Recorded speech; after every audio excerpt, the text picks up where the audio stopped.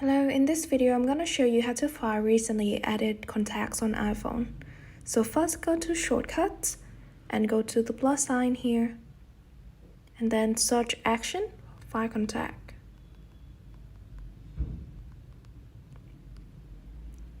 From here you choose to sort by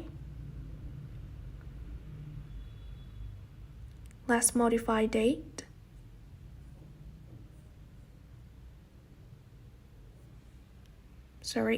creation date, and latest first for the order, and you should choose the limit.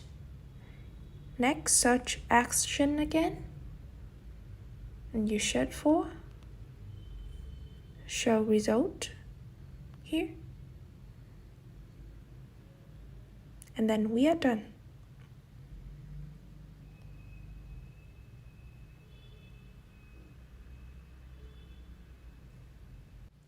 Thank you for watching, and I hope this video is helpful.